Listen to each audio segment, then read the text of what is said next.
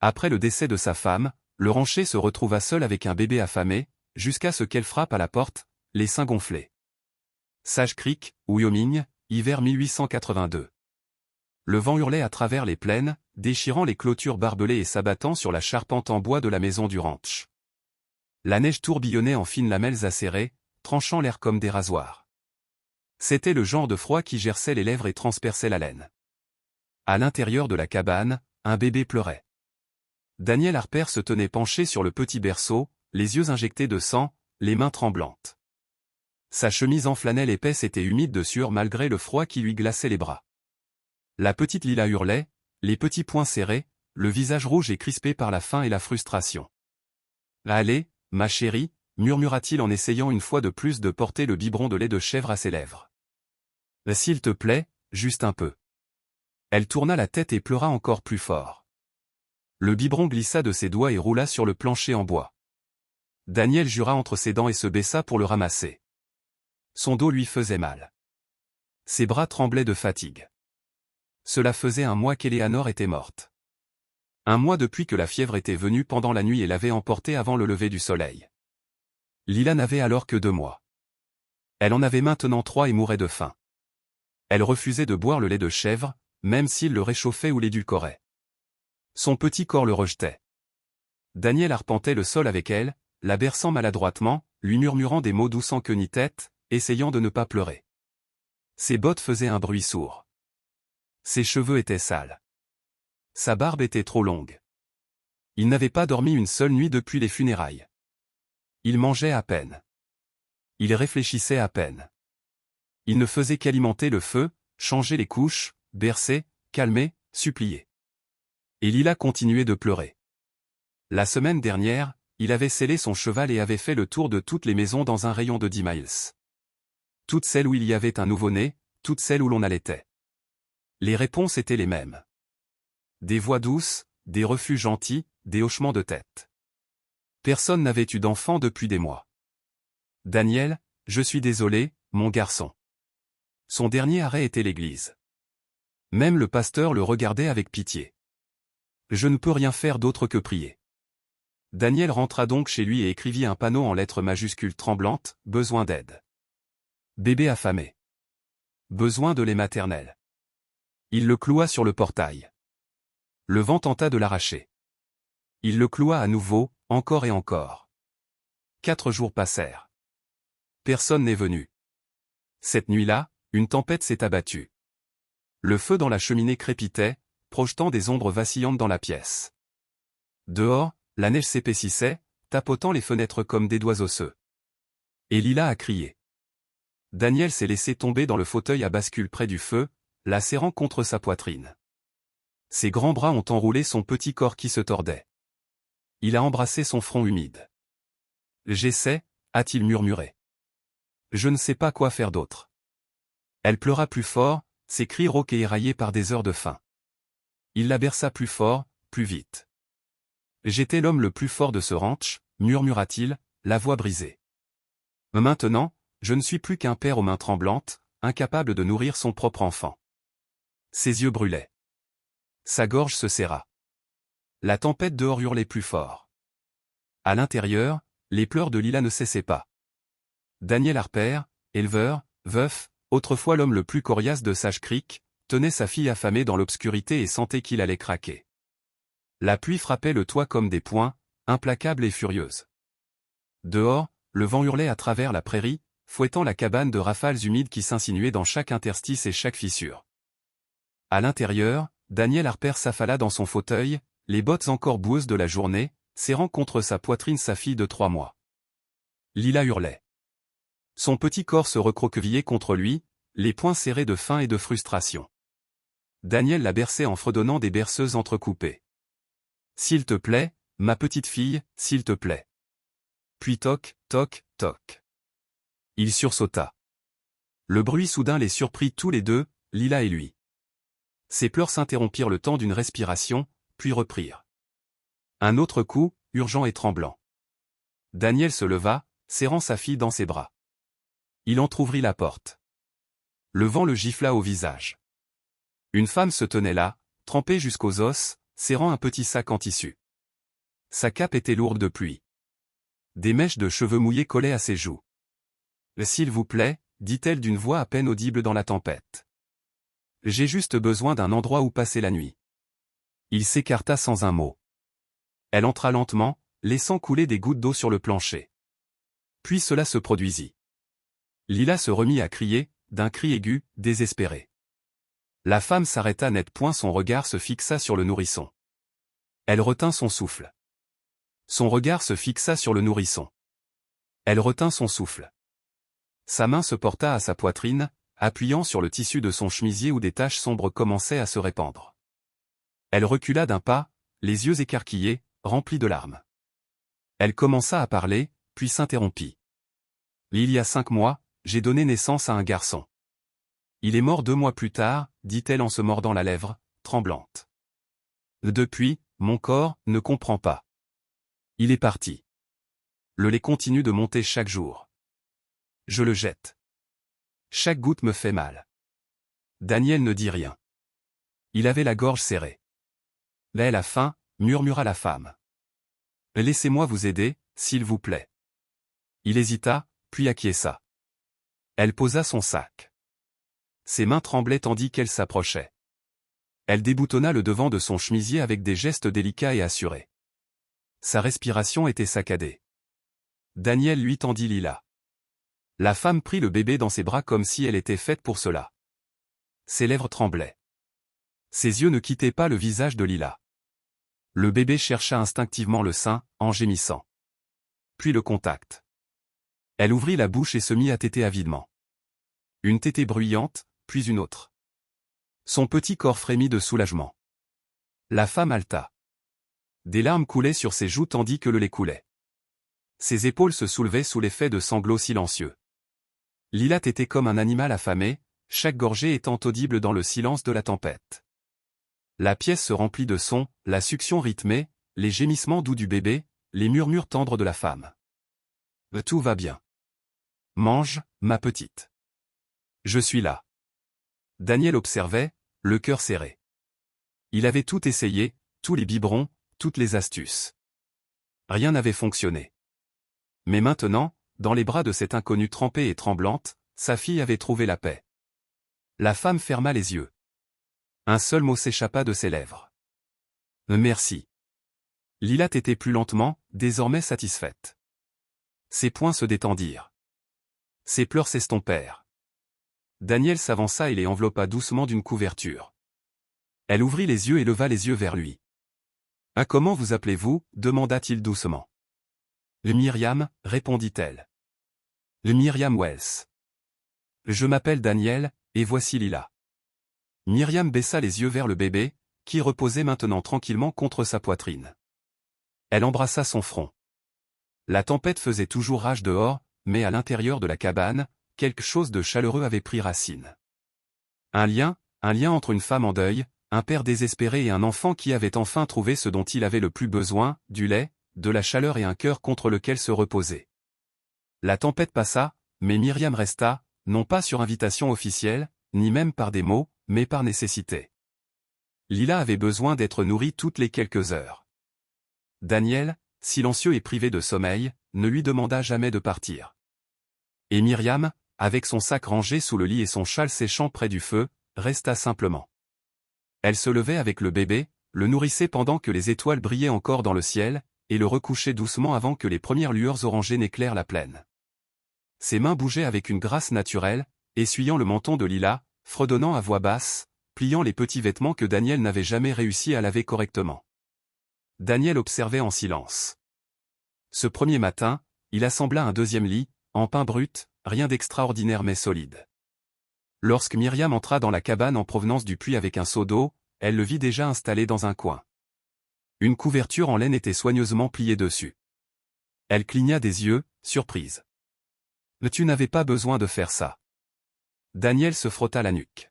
« Ce n'est pas grand-chose, mais c'est à toi pendant que tu es ici. » Elle sourit doucement. « C'est plus que ce que j'avais hier soir. » Plus tard, il laissa un petit pot en étain près de son lavabo, contenant de la graisse d'ours jaune épaisse qu'il avait lui-même récupérée lors de la chasse hivernale. Une note écrite en lettres majuscules disait « Pour tes mains ». Elle n'en parla pas, mais ses doigts effleurèrent le pot avant qu'elle ne l'ouvre. En échange, Myriam préparait des repas simples, des haricots mijotés avec une tranche de porc, des oignons sauvages bouillis dans un bouillon. Elle balayait le sol chaque matin et suspendait les vêtements lavés de Lila au-dessus du poêle pour les faire sécher. Le soir, après avoir allaité le bébé et l'avoir endormi blotti contre son épaule, Myriam s'asseyait parfois près de la cheminée, essuyant ses larmes tout en faisant semblant de coudre. Daniel les voyait, mais il ne posait jamais de questions. Un soir, alors que le vent hurlait dehors et que la neige tourbillonnait comme de la cendre dans l'obscurité, Myriam prit la parole la première. Elle était belle, dit Daniel sans y être invité. Ma femme. Myriam ne se retourna pas. Il fixait le feu. Elle s'appelait Marie. Elle aimait chanter quand elle barattait le beurre. Ça me rendait fou certains jours, dit-il avec un sourire faible et tordu. Elle a trop saigné après la naissance de Lila. On pensait qu'elle allait s'en remettre. Mais ça n'a pas été le cas. Le feu crépitait. Myriam acquiesça lentement. Mon fils s'appelait Thomas, il est tombé malade. Il avait de la fièvre. Rien n'y faisait. Elle baissa les yeux vers ses mains. Je rêve encore de lui. Pas de sa mort, juste de lui en train de dormir ou de sourire. Lila remua dans ses bras, puis se calma à nouveau. Daniel observa le bébé pendant un moment, puis se leva et ajouta du bois dans le feu. Lorsqu'il se retourna, Myriam avait déboutonné son corsage pour allaiter Lila, et Daniel se détourna instinctivement. Il s'affaira autour des flammes, sans rien dire. Myriam le remarqua. Elle regarda les lignes fortes de son dos, la façon dont ses épaules portaient un poids qu'il n'exprimait jamais à voix haute. « Merci » murmura-t-elle. Il ne répondit pas, mais ses mains s'immobilisèrent sur le tisonnier. La nouvelle de la présence de Myriam ne tarda pas à se répandre dans la ville. Sage Creek était petite, et rien ne restait secret très longtemps. Elle était simplement arrivée seule. D'où venait-elle? Étrange, n'est-ce pas? Veuve depuis 2 mois, elle vivait désormais avec un homme. Elle nourrissait son enfant. Bon sang. Et qu'attendait-elle en retour? Myriam n'entendit rien de tout cela directement, mais elle le sentait. Dans les escaliers. Quand elle traversait la ville pour acheter du tissu ou de l'avoine. Les pauses dans les conversations. Un après-midi, elle revint à la cabane avec un bouquet de racines de savon et trouva un paquet de courriers posé sur la clôture. Personne ne voulait frapper. À l'intérieur de la cabane, bien que l'air fût plus chaud, Lila avait commencé à sourire dans son sommeil. Daniel avait réparé le loquet de la fenêtre pour empêcher le vent d'entrer. Myriam avait placé des brins de pain frais près du lit pour que la pièce sente bon. Ils parlaient peu, mais le silence entre eux avait changé. Il n'était plus vide. Il était partagé. Une compréhension tacite s'était installée dans les plus petites choses. Daniel lui laissait toujours de l'eau chaude le matin. Myriam pliait ses chemises même s'il ne le lui demandait pas.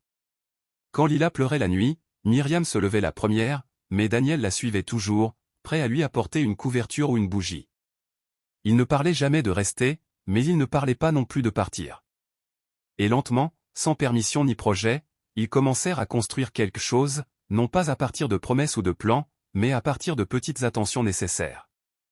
La neige tomba plus fort cette semaine-là, recouvrant Sage Creek d'un silence feutré. Mais aucune neige ne pouvait étouffer les voix qui commençaient à murmurer. Au début, Daniel ne le remarqua pas. Il était trop occupé à couper du bois, à s'occuper de la grange et à veiller sur Lila, le cœur trop fatigué pour écouter le vent. Mais lorsqu'il se rendit en ville un après-midi pour acheter du sel et de l'huile à lampe, il le sentit au magasin général de Miller. Quelques têtes se tournèrent lorsqu'il entra. Les conversations s'arrêtèrent. Puis quelqu'un près des barils de haricots secs murmura, juste assez fort pour que les autres l'entendent, « Ça doit être agréable d'avoir une femme sous son toit pour autre chose que la cuisine. » Daniel l'ignora. Il serra les mâchoires, mais ne dit rien. Il paya le sel et se retourna pour partir. Une autre voix, cette fois-ci indéniablement familière, rompit le silence pesant. Certains disent qu'elle échange du lait contre un lit, dit Amos Grady, un ouvrier agricole qui aboyait plus qu'il ne travaillait. Dommage. Daniel Harper était autrefois un homme fier. Daniel ne broncha pas, mais lorsqu'il sortit dans la neige, son visage était sculpté dans la pierre. De retour à la ferme, Myriam suspendait les couvertures de Lila près du feu. L'enfant venait de téter et dormait paisiblement dans un panier doublé de laine. Myriam fredonnait doucement, d'une voix faible et tremblante. Elle ne vit pas l'ombre à la fenêtre. Elle n'entendit pas le chariot approcher jusqu'à ce que les roues grincent, mais elle entendit les voix. Ce n'est pas naturel. Une femme qui apparaît de nulle part. Elle a encore du lait, mais aucun enfant à nourrir. Elle est folle ou elle prépare quelque chose. Elle reste là comme une épouse sans nom. Les voix s'estompèrent, mais la blessure était faite. Myriam s'assit lourdement sur le bord de l'âtre. Ses bras tremblaient. Elle fixait le feu. Ses mains se posèrent sur sa poitrine, encore chaude, encore pleine, lui rappelant ce qu'elle avait perdu. Elle se leva et se dirigea vers le panier de lilas. Le bébé remua, cligna des yeux, puis commença à s'agiter. « Je te tiens », murmura Myriam en la prenant dans ses bras. « Tu es en sécurité, ma petite. Je ne les laisserai pas t'emmener. » Sa voix se brisa cette nuit-là, alors que le vent fouettait les murs et que la neige tapait sur les volets comme des doigts fantomatiques. Myriam était assise, berçant Lila. Ses yeux étaient creux à cause du manque de sommeil. Sa respiration était irrégulière. Elle n'avait pas dit à Daniel ce qu'elle avait entendu. Elle ne pouvait pas. Aux premières heures du jour, juste avant l'aube, Myriam se leva. Elle s'habilla rapidement, enveloppa Lila dans son châle et se glissa dehors dans la tempête. Le froid était glacial, transperçant les vêtements et la peau. Myriam trébuchait dans la neige, serrant Lila contre elle. Ses pas étaient irréguliers, désorientés. Elle n'avait pas de destination, seulement cette pensée obsédante, si je reste, ils me l'enlèveront. Ils me forceront à partir. Je la perdrai aussi. Lila se mit à pleurer plus fort, désespérée. Chut, chut, sanglotait Myriam, la voix tremblante. S'il te plaît, ma chérie, s'il te plaît. Les pleurs de l'enfant déchiraient le silence, son souffle se coupant à cause du froid. Myriam tomba à genoux près d'un bosquet d'arbres, protégeant le bébé de son corps. Ses cheveux étaient trempés, ses épaules tremblaient, ses bras serraient plus fort, trop fort. Son esprit était confus. Ils ne savent pas. Ils ne comprennent pas. Tu es à moi. Tu es tout ce qui me reste. Elle se balançait d'avant en arrière, murmurant des mots sans queue ni tête, les larmes gelées sur ses joues. Le vent hurlait. Le bébé pleurait. Personne ne savait qu'elle était partie. Pas encore. Le vent hurlait comme un animal blessé à travers les peupliers dénudés. La neige balayait les plaines en rafales violentes, effaçant les traces en quelques minutes. À l'intérieur de la cabane, le feu avait faibli et le silence était anormal. Daniel se réveilla d'un sommeil agité sur le sol, à côté du berceau vide de Lila. Sa main se tendit instinctivement vers elle et ne trouva que de la laine froide. Puis le silence le frappa. Pas de gazouillis. Pas de respiration douce. Pas de Myriam. Il ouvrit les yeux d'un coup. Lila? Sa voix se brisa. Il se redressa d'un bond, le cœur battant, et scruta la cabane. La couverture avait disparu. Le châle de Myriam aussi. La porte d'entrée était légèrement entr'ouverte. La neige s'engouffrait à l'intérieur. Une peur maladive lui serra la poitrine. Il ne prit pas le temps de s'habiller correctement. Il enfila son manteau, enfila ses bottes et sella sa jument d'une main tremblante. « S'il te plaît, Seigneur, » murmura-t-il, les dents serrées. « Fais que je les trouve. » La tempête avait recouvert le monde d'un manteau blanc, mais il força le cheval à galoper, scrutant la neige à la recherche du moindre indice, empreinte, tissu, mouvement. Il ne pouvait pas être loin. Les minutes lui semblaient des heures. Puis, à travers les tourbillons de neige, il l'aperçut, une silhouette contre le mur de la vieille grange à foin, abandonnée depuis que le toit s'était effondré 2 hivers auparavant. Il glissa de son cheval avant qu'il ne s'arrête complètement et se mit à courir. Elle était là. Myriam était recroquevillée dans le creux du mur, le dos appuyé contre le bois éclaté, un châle enroulé autour d'un paquet tremblant, les cheveux collés à son visage. Elle soufflait sur ses lèvres. Elle se balançait d'avant en arrière, murmurant des mots qu'il ne pouvait entendre à cause du vent. « Myriam » appela Théil. Elle ne répondit pas, « Myriam, c'est moi. » Elle leva les yeux, le regard hagard, et serra le bébé plus fort contre elle. Les cris de Lila s'étaient transformés en sanglots rauques et entrecoupés. « Personne ne la prendra » murmura Myriam, les yeux écarquillés. « Ils diront que je n'ai pas ma place ici. Ils m'enverront loin. Daniel s'agenouilla lentement, prenant soin de ne pas l'effrayer. Je ne suis pas là pour la prendre, dit-il doucement. Je suis là pour vous ramener toutes les deux à la maison. Des larmes coulaient sur les joues de Myriam. Elle n'est pas à moi, mais elle est comme ma fille, et je ne peux pas la perdre. Pas encore. Mais tu ne l'as pas perdue, dit Daniel, la voix chargée d'émotion. Vous l'avez sauvée. Il ôta son manteau et l'enroula autour de ses épaules, puis la prit délicatement dans ses bras avec le bébé. Son corps était raide, tremblant, mais elle ne résista pas. Vous n'êtes pas la femme qui m'a pris quelque chose, murmura-t-il. Vous êtes celle qui lui donne la vie. Les mots restèrent suspendus dans l'air froid. Myriam haleta, puis craqua. Ses épaules tremblèrent tandis qu'un sanglot rauque et guttural s'échappait de sa gorge. Elle enfouit son visage dans sa poitrine, agrippant son manteau, serrant Lila entre eux. Je ne voulais pas m'enfuir, pleura-t-elle. C'est juste que, j'avais tellement peur. Ils disent que je n'ai pas ma place ici, que je ne suis rien. Tu n'es pas rien, dit Daniel en posant sa joue contre ses cheveux humides. C'est grâce à toi que ma fille respire encore. Le bébé gémit doucement, puis s'endormit, épuisé, contre la poitrine de Myriam. Daniel les serra toutes les deux dans ses bras tandis que le vent rugissait autour de la grange. Peu lui importait le temps que cela prendrait. Il ne savait qu'une chose à présent, il ne les perdait pas ce soir. Jamais. La neige collait encore à leur manteau lorsque Daniel porta Myriam et Lila à travers la porte de la cabane. La chaleur à l'intérieur était faible, un feu vacillant à moitié étouffé par les cendres, mais c'était chez eux. Il installa Myriam sur le bord du lit, lui prit délicatement le bébé des bras et berça Lila contre lui pendant un moment. La petite fille remua faiblement, puis blottit sa joue contre sa poitrine avec un soupir qui le transperça. Il traversa la pièce et la coucha dans son berceau, mais pas l'ancien. À côté du lit se trouvait un nouveau berceau, en pain lisse, poli par des heures de travail de ses mains rugueuses. Chaque coin était poncé, les bords arrondis avec soin. Il lui avait fallu 3 nuits de travail sans sommeil à la lueur d'une bougie. Il avait prévu de l'offrir à Lila pour ses 4 mois, mais il réalisait maintenant qu'il leur appartenait à tous les deux. Myriam le regarda, les yeux écarquillés, les lèvres tremblantes. « C'est toi qui l'as fabriqué ?» Daniel acquiesça. « Pour elle. Pour toi. » Myriam baissa les yeux. Ses mains tremblaient légèrement sur ses genoux, se serrant et se desserrant. Le silence entre eux était profond, mais pas froid. Il retourna vers la cheminée, ajouta une bûche fraîche et attisa le feu jusqu'à ce que les flammes lèchent le bois avec force et éclat. Puis il se retourna et traversa la pièce en 2 pas silencieux. Il s'accroupit devant elle, la voix basse. « Tu n'as pas à partir, dit-il. » Myriam leva les yeux, surprise. « Tu ne me dois rien, continua-t-il, le regard fixe. Mais je serais un imbécile de te laisser partir sans te dire ça. » Il lui prit la main, ses doigts rugueux effleurant les siens. « Reste. » Myriam ouvrit les lèvres, le souffle coupé. « Reste et sois sa mère. Pas seulement pour cette nuit. Pas seulement jusqu'au printemps.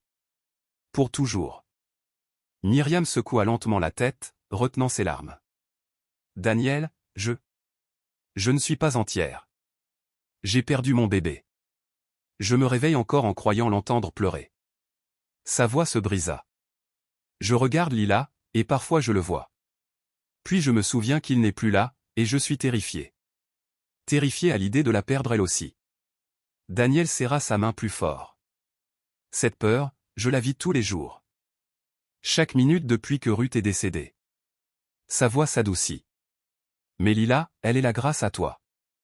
Elle dort maintenant grâce à toi. » Myriam regarda vers le berceau. Lila était recroquevillée comme un chaton, un poing près de sa joue, respirant régulièrement.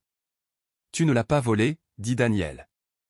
Tu l'as sauvée. » Des larmes coulaient sur les joues de Myriam. Elle ne dit rien. « Peu importe ce que tu portes, murmura-t-il, tu n'as pas à le porter seul. Plus maintenant. » Le vent hurlait dehors, mais à l'intérieur, le feu crépitait, régulier et chaleureux. Myriam tendit les mains tremblantes et lui caressa la joue. Ses yeux cherchaient les siens, remplis de chagrin, de nostalgie et d'une émotion plus douce, l'espoir. « Tu veux vraiment que je reste ?» La voix de Daniel était ferme. « J'ai besoin que tu restes. Mais plus que ça, Lila a besoin de toi. » Myriam retint son souffle. Je ne sais pas si je suis assez forte.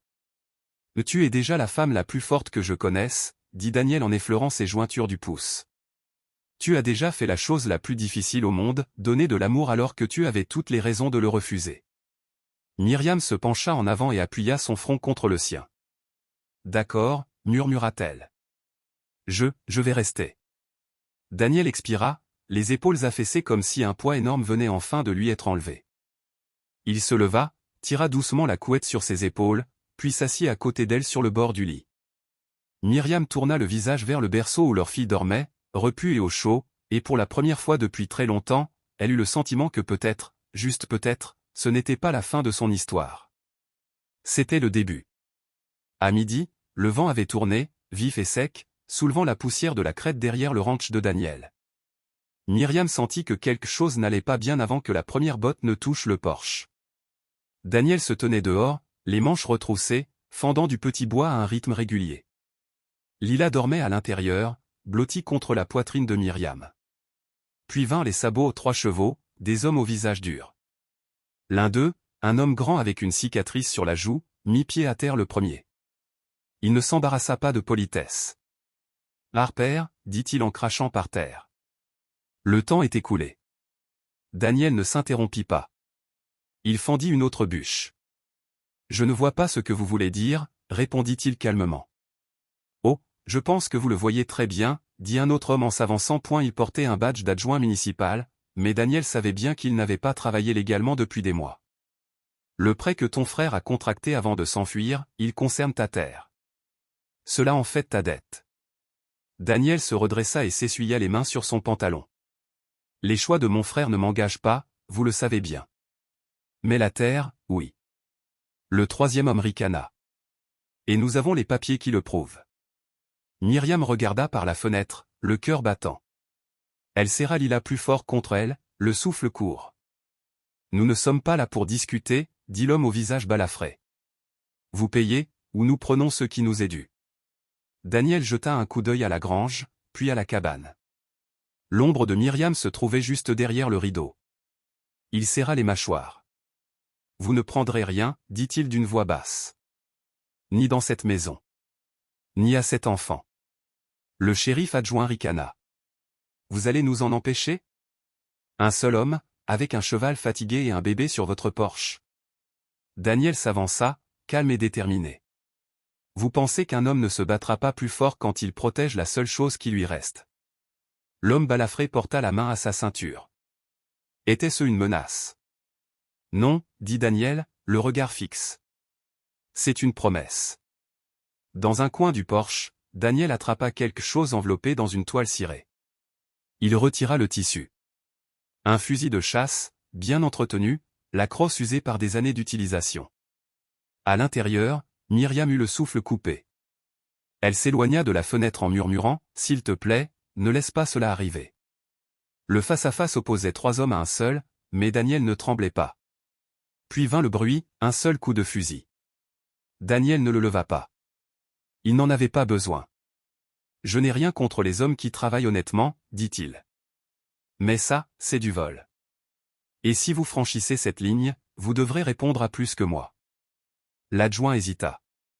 Son regard se porta vers l'horizon où quelques habitants du village avaient commencé à se rassembler, attirés par le bruit et l'attention. L'une d'entre eux, la vieille madame Dari, murmura à son petit-fils, « C'est le ranch Harper. Le bébé vit là-bas maintenant. Et la laitière. » L'homme balafré cracha à nouveau. « Vous le regretterez. » « Peut-être, » répondit Daniel. « Mais je ne regretterai pas d'avoir protégé ma famille. » Voilà, il avait dit, « famille. » Il le pensait vraiment. Myriam, qui observait depuis l'ombre, sentit ses genoux fléchir. Les hommes bougèrent, le poids des témoins et le doute ébranlant leur confiance. L'adjoint grogna, « Ce n'est pas fini. » Mais ils se retournèrent, un par un, montèrent sur leurs chevaux, leurs bottes frappant les étriers, et s'éloignèrent dans un tourbillon de poussière et de froid. Ce n'est qu'alors que Daniel baissa son fusil. À l'intérieur, Myriam était assise par terre, les larmes coulant librement, Lila endormie dans ses bras. Daniel franchit la porte, les bottes couvertes de boue, la poitrine haletante, non pas de peur, mais d'un sentiment plus fort, le soulagement. Elle se leva lentement. Tu es blessé? Il secoua la tête. Pas aujourd'hui. Sa voix se brisa. Tu nous as appelé ta famille. Daniel la regarda, la voix calme. Parce que vous l'êtes. Dehors, un garçon du village revint en courant sur la route en criant, il les a repoussés. Un seul homme a protégé tout le village. Et c'est ainsi que le village commença à voir Daniel Harper et la femme aux manches tachées de lait non plus comme des cas sociaux étranges, mais comme quelque chose de plus, des survivants, des protecteurs, une famille. 3 ans s'étaient écoulés depuis la nuit où Myriam avait frappé à la porte de Daniel. Les hivers s'étaient succédés, peignant la prairie de givre et de feu. Mais la petite cabane au bord de Sage Creek était restée chaleureuse, non seulement grâce aux bûches dans la cheminée, mais aussi grâce au feu tranquille et durable d'une nouvelle famille. Lila avait maintenant 3 ans. Son rire résonnait dans le jardin comme une cloche, ses petites bottes soulevant la poussière alors qu'elle courait après un papillon au-delà des roses de la courge de fin d'été. Ses boucles brunes rebondissaient à chaque pas, ses joues rougies par le soleil et la joie. Myriam se tenait près de la clôture, une main posée sur le doux renflement de son ventre. Elle était maintenant enceinte de 7 mois et son visage rayonnait, non seulement de maternité, mais aussi d'une paix méritée et tendre. Elle regardait Lila avec un sourire qui exprimait à la fois la joie et la douleur, le souvenir de ce qui avait été perdu et de ce qui avait été retrouvé. Daniel la rejoignit depuis la grange, une bêche dans une main, un petit sapin blanc dans l'autre, ses racines enveloppées dans de la toile de jute humide. « Tu es prête ?» demanda-t-il. Myriam acquiesça. « Plantons-le près de la clôture, où elle pourra le voir pousser. » Daniel s'agenouilla près de la terre. Lila bondit vers eux. « Qu'est-ce que c'est, papa ?» demanda-t-elle, les yeux écarquillés. « C'est un sapin blanc, ma chérie, » répondit Daniel en repoussant ses boucles poings. « Il poussera haut et fort, tout comme toi. Je peux t'aider ?» Il lui tendit la petite pelle. « Commence à creuser alors. » Elle plongea la pelle dans la terre avec joie. Myriam rit doucement. Ensemble, tous les 3 travaillèrent la terre jusqu'à ce que le trou soit parfait. Daniel plaça le jeune arbre et tassa la terre autour. Myriam se tenait à côté de lui, ses doigts effleurant les siens. « Pourquoi as-tu choisi cet arbre ?» demanda-t-elle doucement. Daniel la regarda, puis le ciel déjà strié de rose par le soleil couchant. « Le sapin blanc est tenace, dit-il. Il résiste au vent, conserve sa verdure malgré la neige et les tempêtes. Il survit. » Myriam acquiesça lentement. Daniel se tourna vers elle. « Nous aussi. » Il lui prit la main, sa voix désormais plus douce, s'adressant uniquement à elle. « Si la neige continue de tomber et que cet arbre reste debout, alors nous aussi. Nous, cette famille. » Les yeux de Myriam se remplirent de larmes. « C'est notre promesse. » Il sourit. « C'est notre promesse. » Lila applaudit. « C'est notre arbre. » Oui, dit Daniel en la soulevant dans ses bras. Le tien. Celui de ta maman. Et le mien. Ils restèrent là un moment, le vent soufflant dans l'herbe, l'horizon doré par les dernières lueurs du jour. Plus tard, alors que le soleil déclinait, Daniel s'assit sur la balustrade du porche, Lila blottie à ses pieds, la tête posée contre sa botte. Myriam se pencha dans l'embrasure de la porte, une main dans le dos, l'autre sur son ventre, observant sa famille comme si elle voulait graver cette image dans sa mémoire. Daniel leva les yeux vers elle et lui tendit la main. Elle la prit. Leurs doigts s'entrelacèrent naturellement, comme s'ils avaient toujours été faits l'un pour l'autre. Il baissa les yeux vers Lila. « Tu savais, dit-il. Quand tu étais petite, tu ne voulais boire que son lait, celui de maman. » Lila gloussa. « Le lait de maman ? Le meilleur qui soit, » ajouta Myriam en s'agenouillant pour embrasser le front de sa fille. Les étoiles commencèrent à apparaître, une à une. La prairie était calme. Le sapin se dressait près de la clôture, ses aiguilles reflétant la lumière de la lune. À l'intérieur de la cabane, 3 noms étaient gravés dans la poutre en bois au-dessus de la cheminée, Lila Harper, Myriam Wells, Daniel Harper. Ils n'étaient pas liés par le sang, mais choisis chaque jour. Délibérément. Tendrement. Choisis non par devoir, mais par miséricorde. Non pour survivre, mais par amour. Et alors que le ciel occidental embrasait une dernière fois les collines d'une lueur dorée, leur histoire se termina comme toutes les vraies histoires d'amour, non pas par une fin, mais par une promesse. Non par le sang, mais par choix. Non par dette, mais par grâce. Un père, une mère, un enfant. Ils se sont choisis les uns les autres pour vivre. Si cette histoire vous a touché, si vous vous êtes surpris à retenir votre souffle pendant la tempête ou à essuyer vos larmes lorsque Lila a retrouvé sa mère, alors vous savez déjà. L'amour n'arrive pas toujours avec le tonnerre. Parfois, il frappe sous la pluie. Parfois, il arrive avec des mains tremblantes, les pleurs d'un bébé affamé et un homme prêt à rester dans le cœur sauvage et indompté de l'Ouest. Ce n'est pas toujours le sang qui fait une famille. C'est le courage. C'est la grâce. C'est le choix. Et ceci était une histoire d'amour parmi tant d'autres. Si vous croyez aux histoires où l'amour guérit ce que la perte a brisé, où la force est discrète et la loyauté profonde, alors ne partez pas tout de suite. Appuyez sur le bouton « Hype ». Abonnez-vous à Wild West Love Stories pour découvrir d'autres récits où les cœurs se trouvent à travers la poussière et le vent. La prairie est vaste. Le feu est encore chaud. Et quelque part, une autre histoire commence. Nous serons là pour la raconter. Venez vous joindre à nous.